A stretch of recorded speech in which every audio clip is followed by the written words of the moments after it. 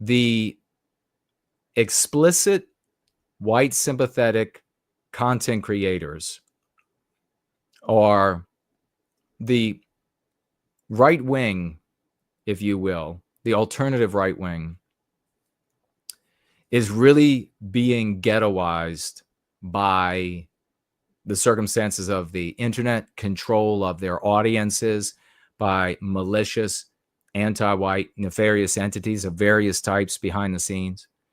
And whether it is living off of the proceeds from their streams or just the aggrandizement that they enjoy in addition to, and this is not all of them, but just follow me, the aggrandizement they enjoy that otherwise breaks up their mundane or pedestrian, prosaic life that we all have to lead, not just them. Whatever it is, they're going to want to serve. There's going to be a big urge, a big push to serve that vocal part of their audience, which is always going to be for ill. I'm afraid that's the reality. It's always going to be for ill. There's going to be a group of individuals in the audiences of these content creators that are going to be threatening with implication and evidence of it happening elsewhere, like here, to slander them into oblivion. And so fewer and fewer people are interested in them and looking at their content and etc. Few people have the constitution to combat that sort of villainy and calumny from the worst imaginable elements in our race, but probably a lot of them also anti-whites, maybe even non-white anti-whites, LARPing, counterfeiting as pro-white activists because it's so easy to do on the internet. You know, in the past, you couldn't send like a full-blooded anti-white Jewish guy or black guy or Indian guy into our physical meetings because we could see them.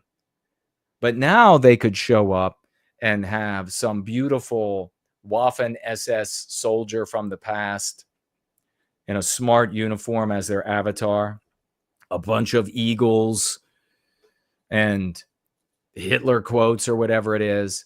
And then nobody is concluding, well, this is obviously a Hispanic or an Arab or a black or whatever. They think it's some super committed guy. Yeah, he's committed, all right. He's committed to ending any resistance before it can get in a big way started against our victimization. So when it comes to these content creators, they are increasingly not the people you want to swash on. They've got to speak to their audiences.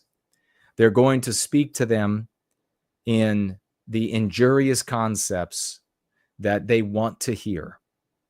Many of them will either honestly share the deleterious focuses, or they will just enjoy the deleterious focus to keep the mob and whatever vociferous and vocal element of their audience happy.